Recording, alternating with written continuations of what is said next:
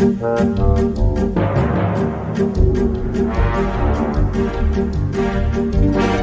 you ever wanted to go on an adventure to save an idyllic land and its peace-loving inhabitants from dark oppressive forces?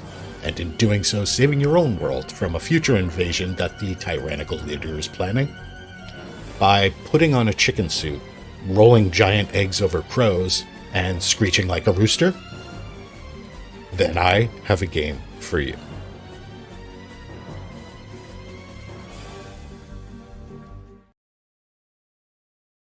Billy Hatcher and the Giant Egg is a 3D action platformer developed by Sega's Sonic team and released on the GameCube in the fall of 2003 worldwide. In 2006, the game was ported and released to Windows, but for some reason was only released by Sega Europe. You start off playing as Billy, a slightly forgetful boy who is late in meeting up with his friends. A baby chicken stumbles out of the woods after being attacked by a crow. Billy quickly jumps in to defend him. After saving the wayward chick, the portal opens up and sucks Billy and his friends to another world called Morningland.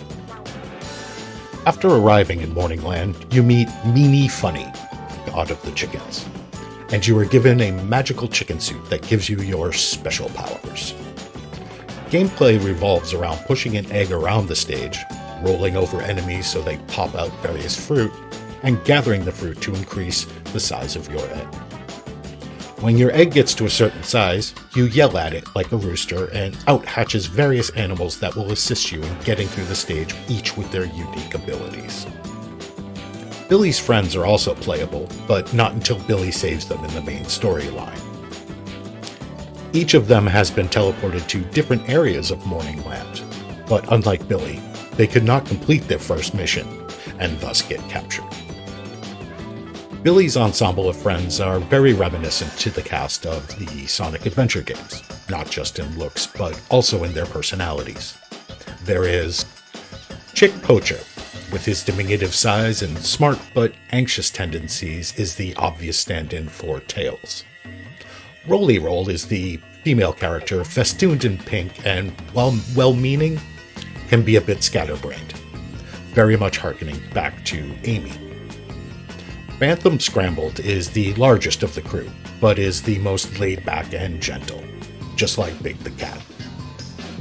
And while they all vary widely in appearance, unlike the Sonic games, the gameplay mechanics for all three of them are exactly the same as Billy, though they do offer a reprieve from the very limited and very, very repetitive voice acting.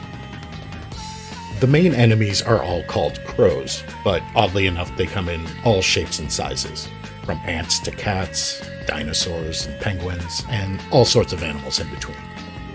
There are also various bosses, also modeled after animals, which you always fight in a small ringed area. Their attacks and patterns vary, but they are all defeated essentially the same way. Run over them with an egg. But the boss battles just highlight the biggest, most difficult enemy throughout the game: the camera.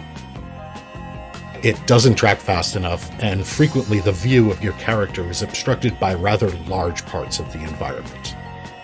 And you will be fighting the view throughout the game to the point where you will be inadvertently and ineffectually moving your head around trying to get a better look at where you need to go to next. The game's similarities to Sonic the Hedgehog are not accidental, as Yuji Naka, the co-creators of the original Sonic games, headed up producer duties.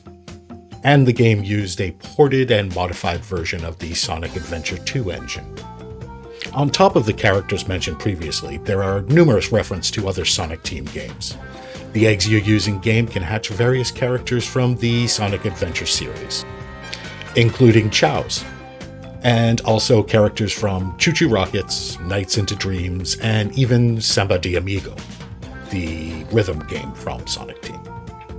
Speaking of other Sonic Team titles, the game includes the rare support for the Game Boy Advance Link connectivity. Only about 10% of the games released for the GameCube utilize the accessory, and most would have very limited features. For example, they would use the Game Boy Advance for a second screen, or just to unlock some minor content in the main game.